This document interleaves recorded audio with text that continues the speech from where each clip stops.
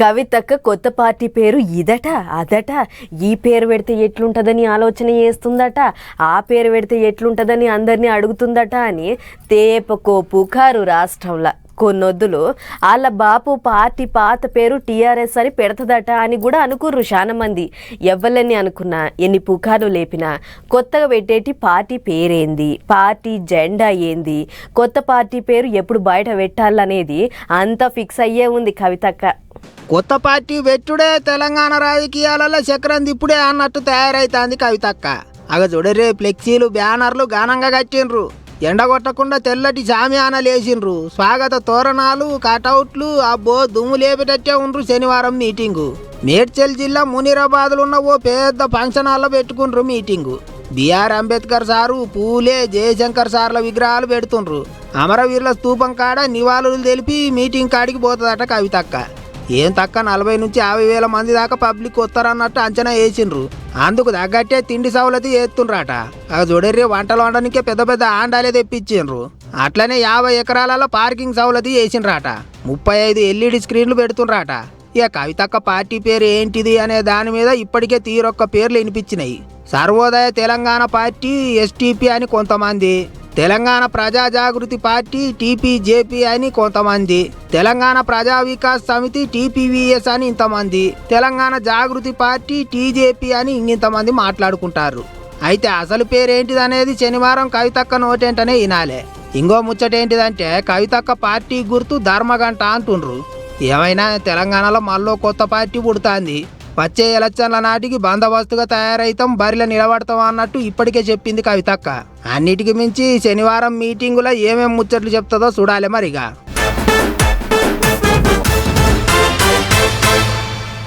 ఇంట్లో చెత్త బుట్టల జర్రంత చెత్త జమ అయితేనే ఏంది చెత్త బండలోకి వేయరాదా అని కోపమవుతుంటారు పెద్ద మనుషులు.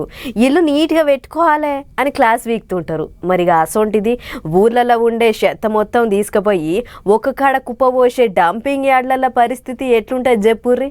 ముక్కులు వలిగిపోయే కంపు కొడుతుంటుంది. అందుకే డంపింగ్ యార్డ్ పెడతామంటే ఏ ఊరోళ్ళు ఒప్పుకోరు, లొల్లికి దిగుతుంటారు. ఇక ఇప్పుడు ఈ ముచ్చట ఎందుకు చెప్తున్నానంటే మీరే చూడుర్రి. ఇప్పుడు 2 సంవత్సరాల 4 నెలల సంది భరించలేము. కొత్త గుట్ట చెత్తకుండి తయారు చేసిరు కొత్తదొకటి. అది రోగాన బారి పడుతున్నారు. వాటర్ల పొల్యూషను, గాలిల పొల్యూషను, భూమిల పొల్యూషను, మురికి నీరు ఉండలేక 2 లక్షలన్నర ప్రజలు ఉంటున్నాడు. గిట్లా అసెంబ్లీ మీటింగులు పెట్టినప్పుడల్లా మాజీ మంత్రి మల్లన్న మొత్తుకొని చెప్తుంటాడు. సారు నియోజకవర్గం మేడ్చల్లో ఉన్న జవహర్ నగర్ డంపింగ్ యార్డు గురించి చెప్పుకుంటూ బాధపడుతుంటాడు. అయితే సార్ ఒక్కడే కాదు, గా జవహర్ నగర్ పబ్లిక్ ఒక్కరే కాదు, మొత్తం పట్నం పబ్లిక్ అంతా బాధపడే ముచ్చటగిది. ఏటికంటే ఏండ్ల సంది పట్నంలో ఉన్న చెత్త అంతా లారీలు కొండపోయి జవహర్ నగర్ డంపింగ్ యార్డ్లో బారెత్తుండేటాలకు అక్కడ ఓ పెద్ద చెత్త కొండనే తయారైంది. అట్లా ఇక దాని చెత్త ఘనత ఇప్పుడు దునియాలనే పేరుకెక్కింది.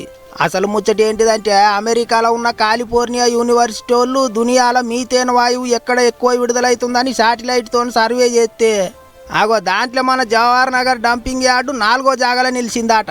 మీథేన్ వాయువు అంటే గాలిని గలీజ్ చేస్తుంది, వాతావరణాన్ని నాశనం చేస్తుంది. అసొంటి దానికి అడ్డా లెక్క తయారైందట జవహర్ నగర్ డంపింగ్ యార్డు. దాని చుట్టుముట్టు 10 కిలోమీటర్ల దాకా ఎక్కడ బోరేసినా గలీజ్ నీళ్ళే వస్తాయట. ఆ నీళ్లు తాగేదందుకు కాదు, కమ్సకం కాలు చేతులు కడుక్కోనికి కూడా పనికి రావట. అంత ఘోరమట. ఇక డంపింగ్ యార్డు మీద రాజకీయం కూడా గట్టిగానే నడుస్తుంటుంది.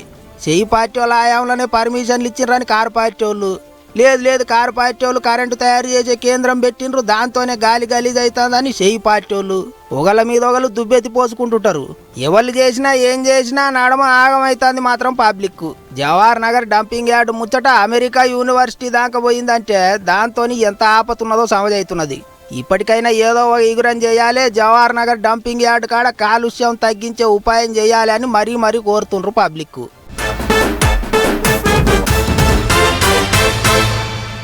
పొద్దుమీకంగా 4 కొట్టిందంటే చాలు, ఇక ఇంటి కాడ పొల్లగాళ్ళు మాటే ఇంటలేరు. అరే బంటిగా పాల ప్యాకెట్ తీసుకురారా అని అంటే చల్ నడు అని అంటుర్రు. అరే షీంట్గా పెరుగు ప్యాకెట్ తీసుకురారా అంటే నేను బోను అని అంటుర్రు. టీవీల ముంగట కూర్చొని మస్తు తమాషా చేస్తుర్రు. అదే IPL మ్యాచ్ల హంగామా నడుస్తుంది ఇప్పుడు దేశం అంతా. పబ్లిక్ మ్యాచ్లు చూసుకుంటా లోకం మర్చిపోతుర్రు అన్నట్టు IPL అంటే యాదకొచ్చింది. ఇగో ఏపీలో ఏం చేసిర్రో చూడుర్రి. రావాలమ్మా రావాలి, ఐపీఎల్ ప్రియులు రావాలి, అందరు ఒక్క కాడ ఊకొని మ్యాచ్లు చూడాలి.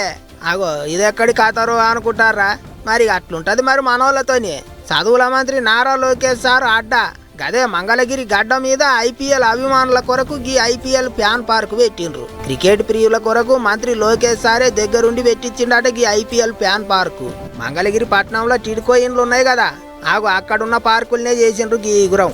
చిన్న టోర్నమెంట్ చూడటానికి 5,000 నుంచి 10,000 మంది వస్తున్నారు. ఇక్కడ ప్రీమియర్ లీగ్ టెలికాస్ట్ చేస్తే ఎలా ఉంటుంది అనే ఉద్దేశంతో మేము ఇదే విషయాన్ని బీసీసీఐకి తెలియజేయగా వాళ్ళు ఈ 4 మ్యాచెస్ అందరూ వీక్షించడానికి పెద్ద పెద్ద స్క్రీన్స్తో వీళ్ళందరికీ వచ్చిన వాళ్ళందరికీ డిఫరెంట్ స్పోర్ట్సింగ్ అట్మాస్ఫియర్ ఎలా అయితే స్టేడియంలో ఉంటుందో ఆ విధంగా కలెక్ట్ చేయడానికి ఇక్కడ ఏర్పాట్లన్నీ చేయడం జరిగింది. కాదా అన్నట్టు 25, 26 తారీఖులలో ఐపీఎల్లో మొత్తం 4 మ్యాచ్లు ఉన్నాయి. ఇక 4 మ్యాచ్లను పెద్ద పెద్ద టీవీలు పెట్టి ఫ్రీగా పబ్లిక్కు చూపిస్తారట. అచ్చం క్రికెట్ స్టేడియంలో ఊకొని మ్యాచ్ చూసినట్టే ఉంటుందట. బీసీసీఐ వాళ్ళే ఈ ఐపీఎల్ ఫ్యాన్ పార్కులు పెట్టిస్తాండ్రు. దానికి సర్కారు వాళ్ళు కూడా సాధిస్తుండ్రు. క్రికెట్ అభిమానులు ఎవరైనా సరే ఇంటిల్లి పాది పోయి ఈ ఐపీఎల్ ఫ్యాన్ పార్కులో ఊకొని మ్యాచ్లు చూడొచ్చు. అంతేకాదు యూత్ పొలగాండ్లు పెద్దలు చిన్నలు అందరు పోయి మ్యాచ్లు ఎంజాయ్ చేయొచ్చట. క్రికెట్ ఆటకు ఇంగింత పేరు తీసుకొచ్చుడే కాకుండా ఆటల మీద అందరికి మక్కువ పెంచేందుకు గిసోంటి గురం చేసిండ్రాట. మంచి ముచ్చట్నే అనుకుంటారు ఇప్పుడు పబ్లిక్. ఇంటే ఒకళ్ళిద్దరు ఊకొని మ్యాచ్ చూసుడు కంటే 4-5 వేల మంది నడమ ఊకొని మ్యాచ్ చూసుడు భలే మంచిగా ఉంటది అనుకుంటారట ఇంగింత మంది.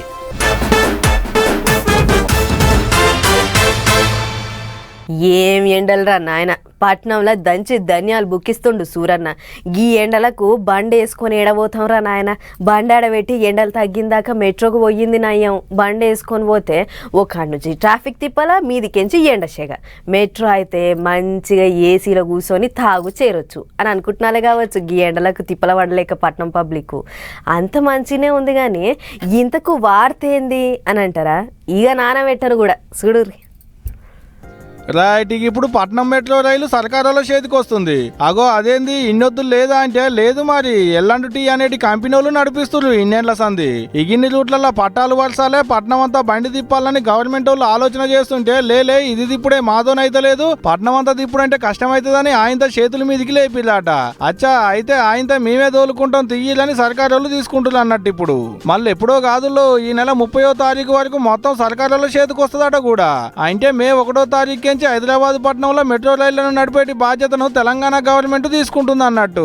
ఇక బ్యాంకులకు బాగున్న 13,000 కోట్ల రూపాయలు కటింగ్ చేసి సెటిల్మెంట్ కింద కంపెనీ వాళ్లకు 2,000 కోట్ల రూపాయలు ఇద్దానికి కతాయి కాయిదాలు రాసుకున్నాట కూడా ఇంతకు మునిపే.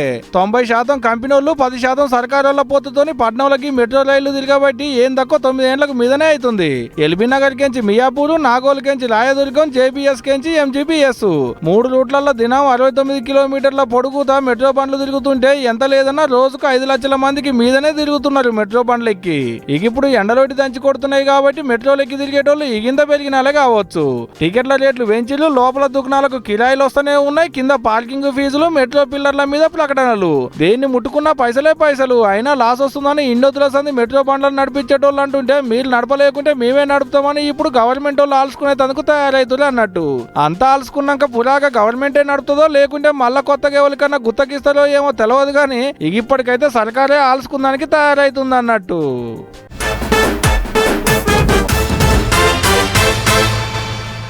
తెలంగాణలో డబుల్ బెడ్రూమ్ ఇండ్ల పంచాదులు బొచ్చడవుతున్నాయి. పేర్లు వచ్చినా కూడా ఇండ్లు ఇవ్వకుండా వేరేటోళ్ళకి ఇచ్చిర్రు, మమ్మలను అన్యాయం చేసిర్రు అని చాలా దిక్కుల్లో జనాలు లొల్లులు పెడుతూనే ఉన్నారు.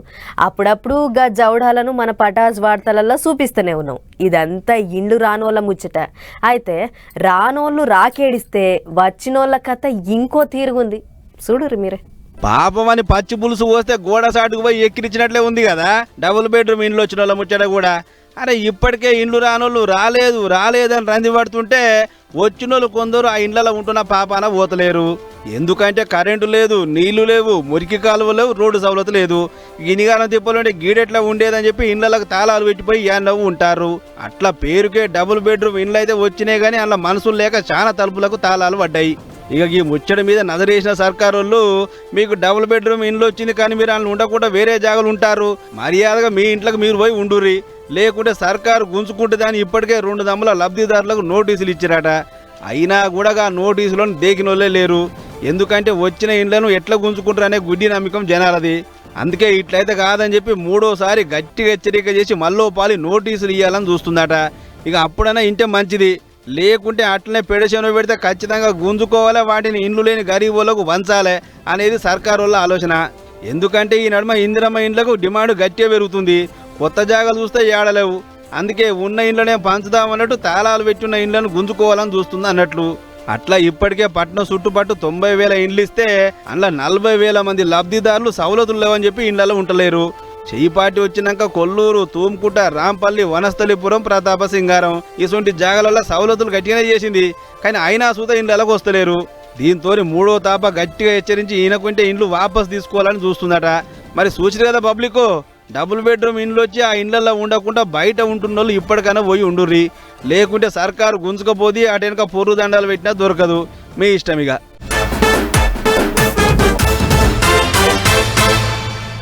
రోడ్ల మీద పోలీసోళ్ళ చెక్కింగ్ అవు పడితే కథం, బండ్ల మీద చలాన్లు ఉన్నోళ్ళు అటునుంచి అటే పారారు. ఎందుకంటే దొరికితే బండి మీద ఉన్న చలాన్ల లిస్టు తీసి సగమన్నా కట్టమంటారు. ఒకళ్ళ కట్టకుంటే ఆడికెంచి పోనీయరు, మీదంగా కేసు, బండి సీజు అని మాలో కొత్త పంచాది. మొత్తానికి దొరికినాక అస్సలు ఇడవరు అన్నట్లు చలాన్లు అంటే యాదకొచ్చింది. పోలీస్ పెద్ద సారు చలాన్ల మీద ఓ కొత్త ముచ్చట చెప్పిండట. మరి గదేందో అరుచుకొని వద్దాం భార్య.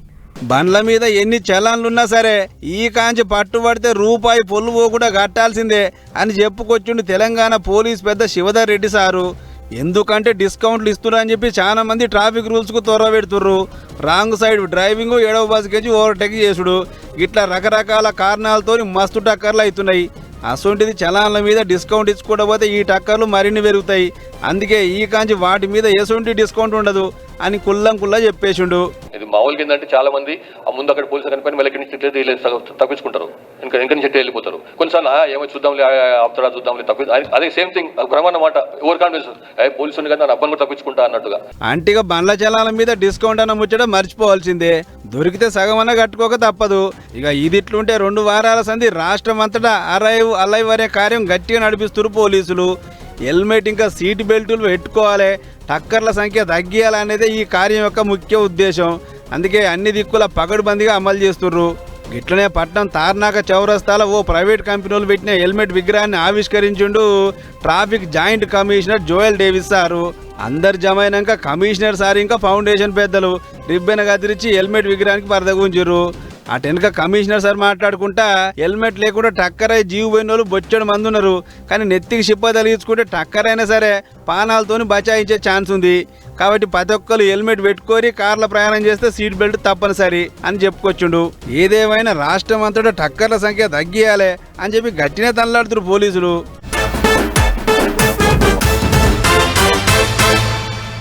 సార్ ఎక్కడికి పోయినా హల్చల్ ఉంటుంది. సార్ ముచ్చట్లతోని రాజకీయాలలో జోరు పెరుగుతుంటుంది. సార్తోని అట్లుంటుంది. మరి ఇంతకు ఎవల్లా సారు అని అంటారా? ఇంకెవళ్ళు, మన ప్రధానమంత్రి మోడీ సారు. సారు ఏం చేసినా ఇప్పుడు ట్రెండ్ అవుతుంది, సోషల్ మీడియాలో వైరల్ అవుతుంది. ఇక చూడు మళ్ళీ ఏం చేసిండు.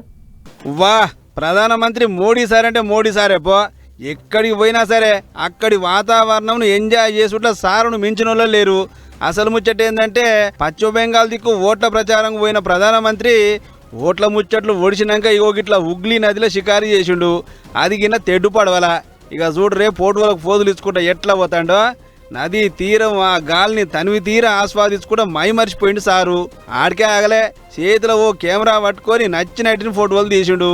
ఇక అంత పెద్ద సారు పడవల షికారు చేస్తుంటే అక్కడి జనాలది ఒక మురిపం కాదు. దేశ ప్రధాని మా జాగల గింత మంచిగా ఎంజాయ్ చేస్తుండు, సార్ను దగ్గరికించి చూసే భాగ్యం కలిగింది అని చెప్పి ఫోన్లలో వీడియోలు ఫోటోలు తీసుకుంటే తెగ మురిచిపోయారు. ఇటు సార్ సుత ఏం తగ్గలే, అందరికీ హాయ్ హలో నమస్తే అనుకుంటే చెయ్యి ఊపిండు. పడవ షికారు అయినాక బయటకు వచ్చి ఓ పెద్ద మనిషికి ధైర్యం చెప్పిండు. బుడ్డ పొలగాన్ని ముద్దు చేసిండు. చూడొచ్చిన జనాలను బలకరించుకుంటే చెయ్యి ఊపి ముందుకు సాగిండు. అటెనక ఎంతో ఘనమైన చరిత్ర ఉన్న విద్యాసాగర సేతు ఇంకా హౌడా బ్రిడ్జిని చూసుడు నాకెంతో తృప్తిని అనిపించింది. ఈ తాప గెలిపిస్తే మరింత అభివృద్ధి చేస్తాం. ఇక్కడి జనాలు చూపించిన పాయిరాన్ని నేను ఎప్పటికీ మర్చిపోను అని ట్విట్టర్ రాసుకొచ్చిండు. ఏదేమైనా మోడీ సారు ఎక్కడికి పోయినా కూడా అక్కడి జనాలతోని ఇట్లనే కలిసిపోతాడు అని అనుకుంటారు ఈ ముచ్చట చూసిన జనాలు.